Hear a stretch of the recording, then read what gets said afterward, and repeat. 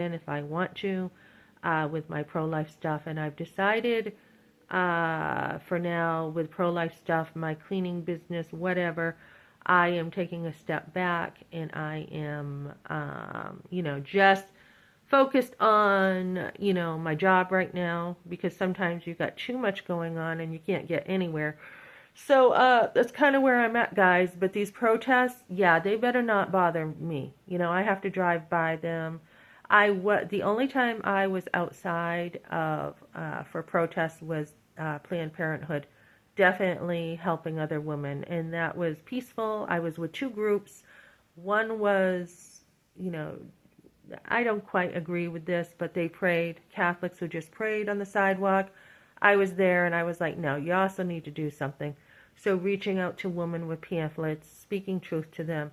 The other side was, people coming out and saying, hey, look at this picture. This is what your baby looks like. It's murdered. This is what the baby looks like once you murder it.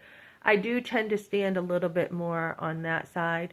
And that's because the propaganda is so strong to just kill your baby, right? We should be able to speak truth and love, but also show this is the truth. This is what your baby looks like. And I think it's important. That's a last ditch effort before that child is killed. It's like you're at the scene on like emergency, right? This is like the very last thing you can do to save that baby before that baby is torn to pieces by so-called, I call them butchers, doctors, right? So-called doctors.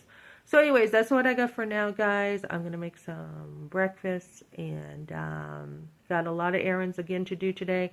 And again, I try to take everything I can off my calendar to try to make my life a little less busy, but it's just busy. So if I run into these people today, I will be going to the gym.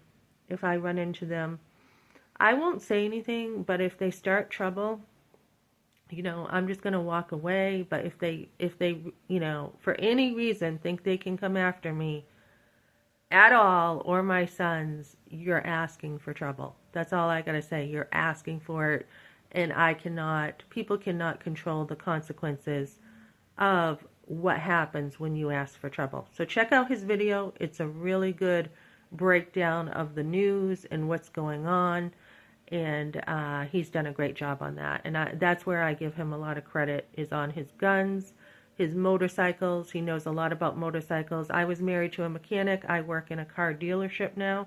I love learning about cars because my husband was a mechanic and I'm learning as I go along. So I've got to get my fingerprints done and today or tomorrow, either way. I can walk in, get them done again, and then, do more stuff. So I am in the, selling, not only selling because I've waitressed forever, but also where my husband's been a mechanic. I have a background of learning about vehicles.